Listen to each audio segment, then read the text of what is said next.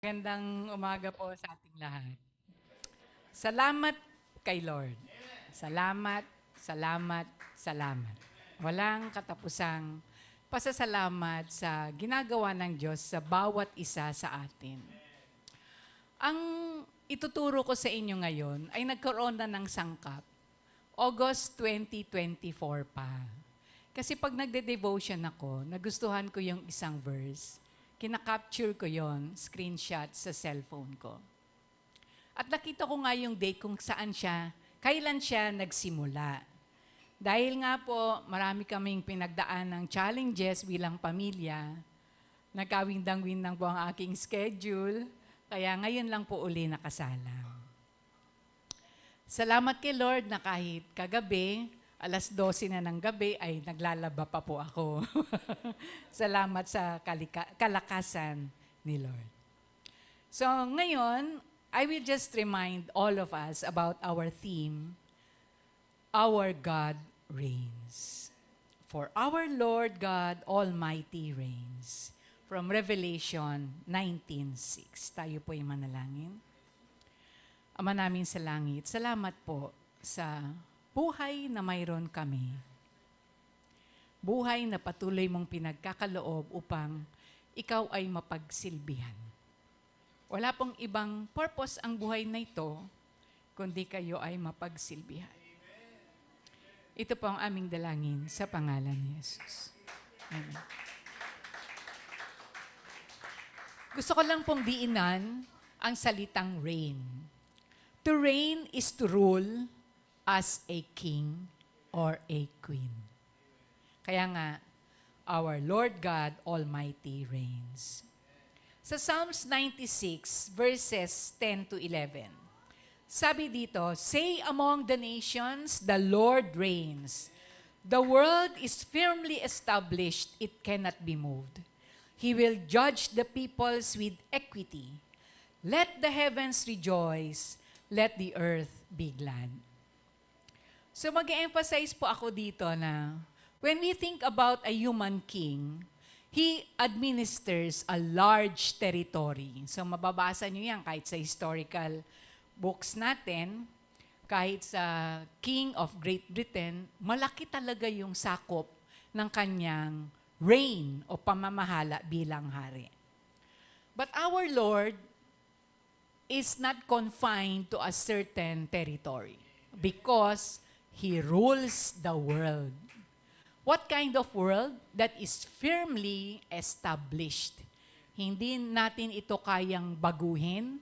Ang Panginoon lang ang kayang bumago ng anuman na nasa mundo. Kahit ang ating buhay, siya lang ang pwedeng magbago. Sabi rin dito, the Lord will judge the peoples with equity. So compare uli natin sa isang human king. The human king administers justice and proclaims the law. Kaya nga may kasabihan sa Filipino, di ba? Ang utos ng hari, hindi mababali. Whatever the king says, that should be honored. Whatever the king judges as right, that should be honored.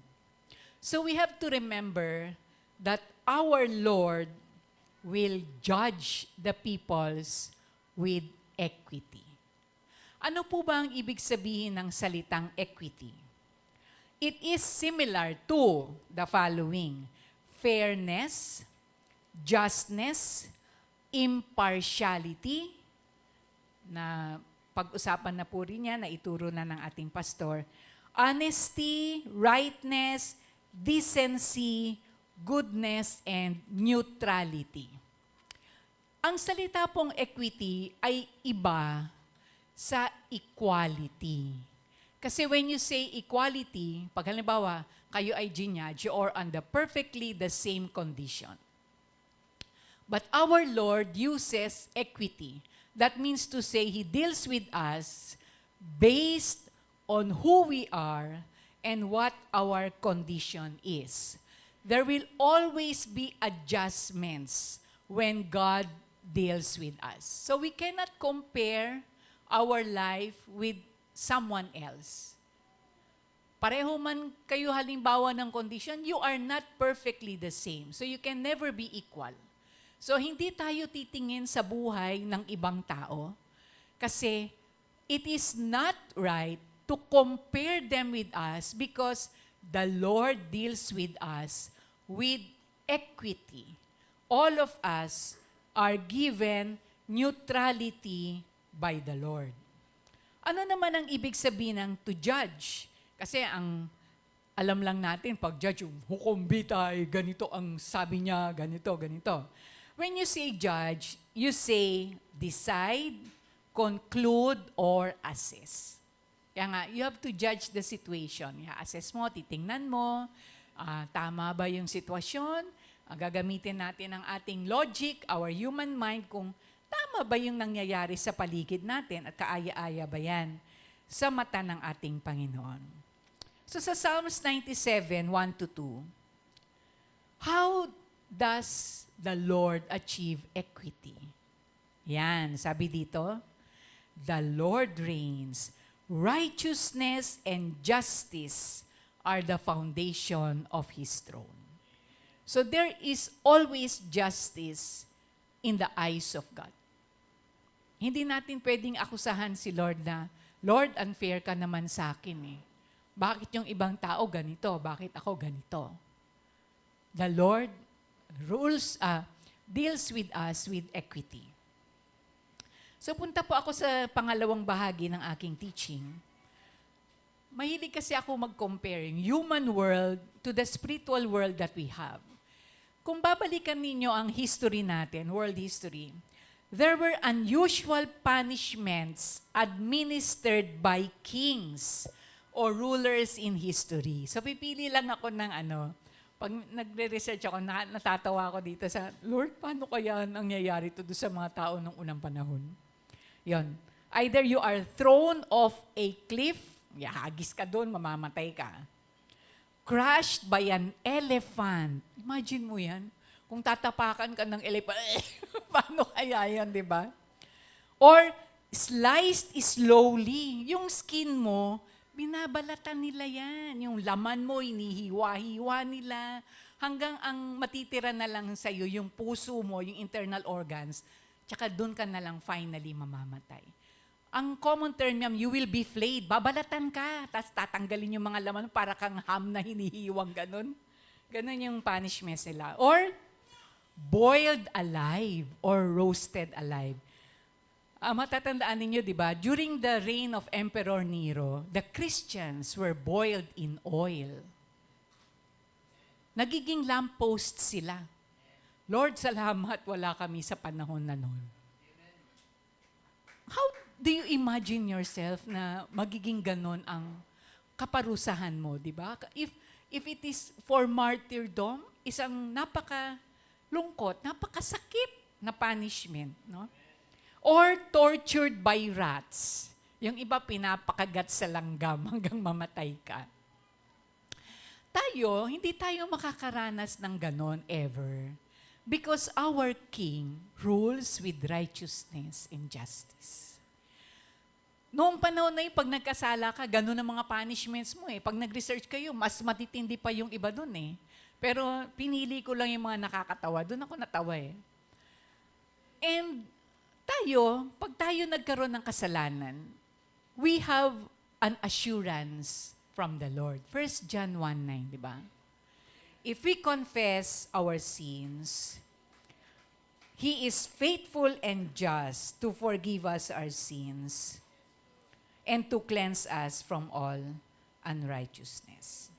So we will not experience those unjustly and weird human punishments. Pero ito na po yung naging laman ng devotion ko since August, yung mga naipon kong stories, biblical stories, unusual events na nangyari kapag hindi sila sumunod sa Diyos through the human leaders that He appointed for the people. So pipili lang ako ng 5. Una, from Numbers 16:31-32. May 3 personalities dyan. Si Korah, Dathan, and Abiram, because they rose up against Moses. Basahin nyo na lang yung story nila. What happened to them? The ground under them split apart, and the earth opened its mouth and swallowed them and their households. Nilibing sila ng buhay, kinain sila ng lupa. That's how God punished them. Imagine mo yun, kung may kasalanan tayo, bigla ka na lang napunta sa ilalim ng lupa, di ba? Talagang patay ka agad dun. And everything, imagine all their households, pati bahay nila, nilamon ng lupa. Oh, di ba? Sila mismo na nakatayo doon sa harapan ng templo, ng tent, nilamon sila ng lupa. Second illustration, a biblical story, sa 1 Samuel 5. Ito daw yung background nito. The Philistines captured the Ark of God and brought it to Ashdod, the city of Ashdod.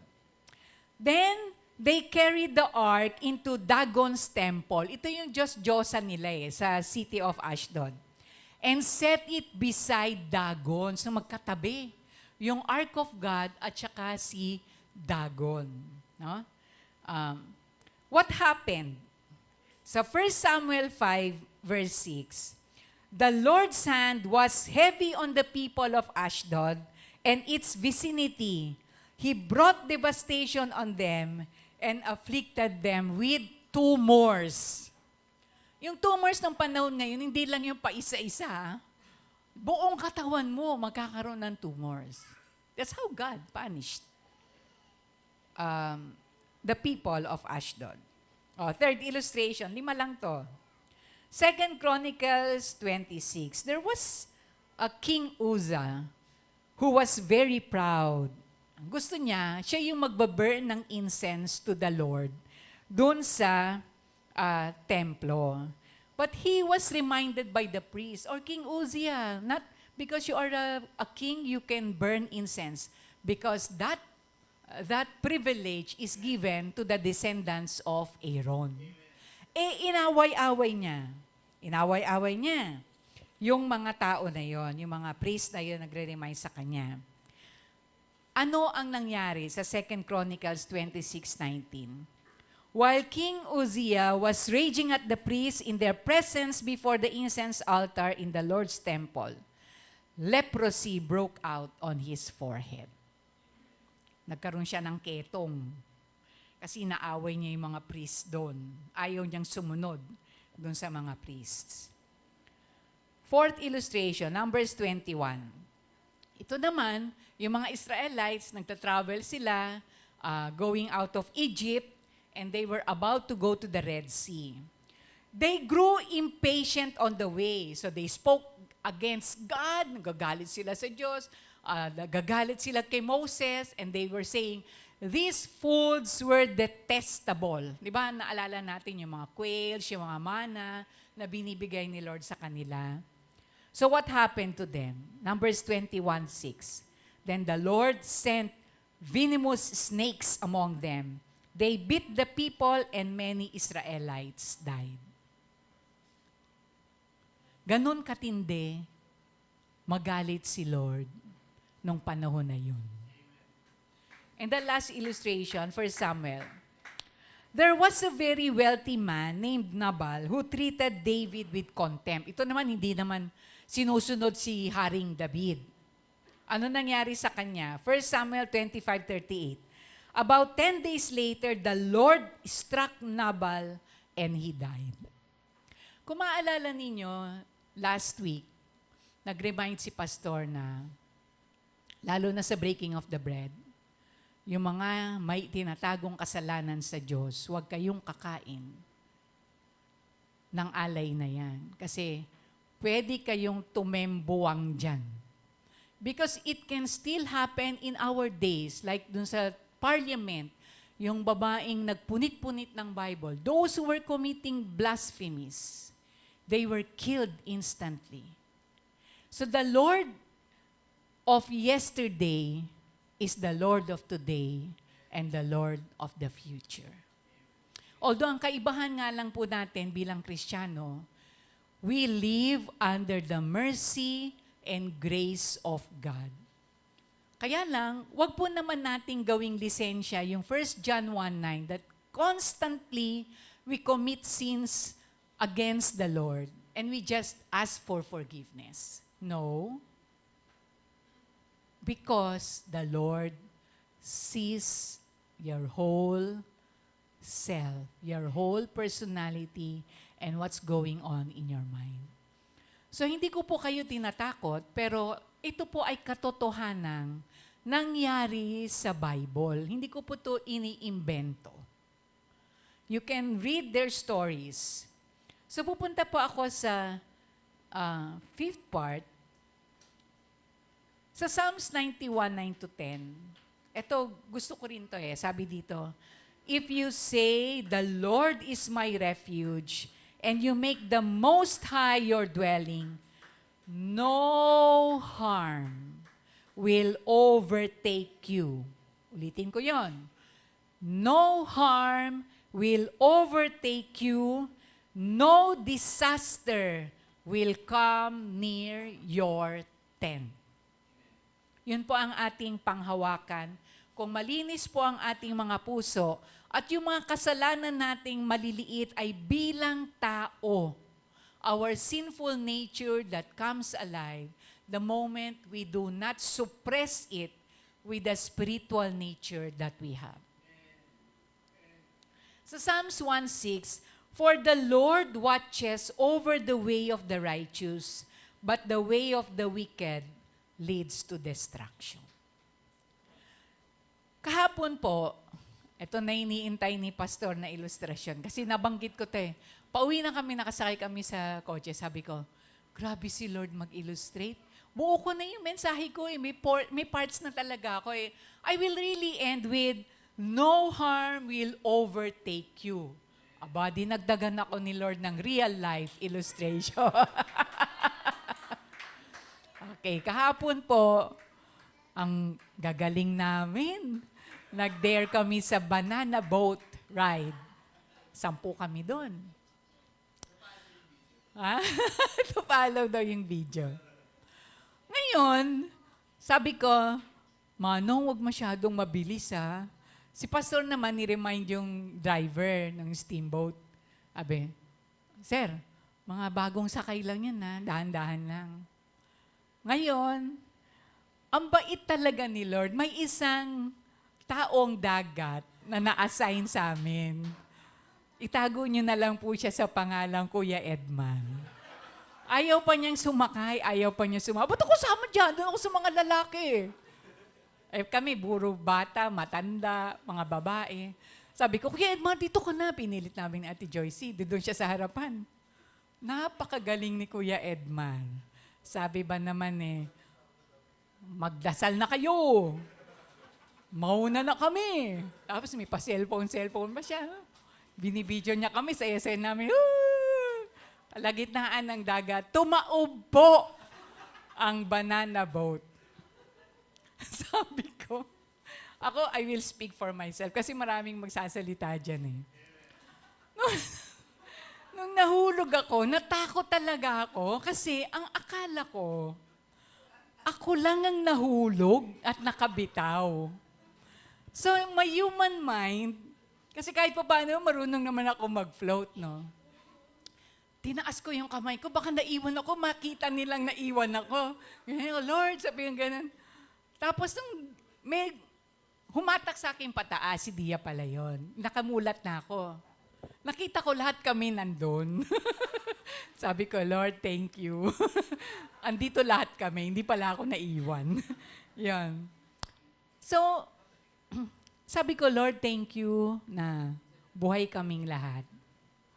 Although, natakot ako honestly para sa mga anak ko, lalo na si Eunice na hiyaw ng hiyaw. Mama! Natabunan ng boat. At injured ngayon ang lola. Si Dia naman, while she was reflecting, 50% naman daw ng survival skill niya, rescue skill, nagampanan niya. Kasi sinagip niya muna ako, tapos pinuntahan niya si ate niya. But salamat talaga sa taong dagat na kasama namin. O relax lang kayo.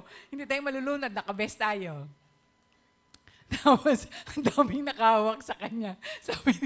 Sabi ni Kuya Edmar, huwag niyo akong lunurin. Ang dami pong katatawanan kahapon. Pero, Lord, thank you. Buhay pa kami. May purpose po ang buhay namin. And napaiyak ako kahapon kasi kung sakali, may iwan si pastor, kasama niya si Aya. Sabi niya, ako na lang pala may iwan, kasama si Aya. Pero Lord, thank you. Sabi nga, no harm will overtake us. Kaya nga mga kapatid, ito, seryoso naman. If we are in a situation that is really bad, and we cannot move out of it, baka tayo na po ang may pagkukulang. Paki-assess po ang ating mga sarili. Lord, saan ako nagkukulang? Bakit ako nandito sa sitwasyon ngayon na hindi dapat ako naririto? Tayo po'y manalangin. Ama, salamat sa boses ko, sa isip ko, sa puso ko na, Lord, kahit gagani-ganito ako, alam ko, mataas na po ang pananampalataya ko sa inyo.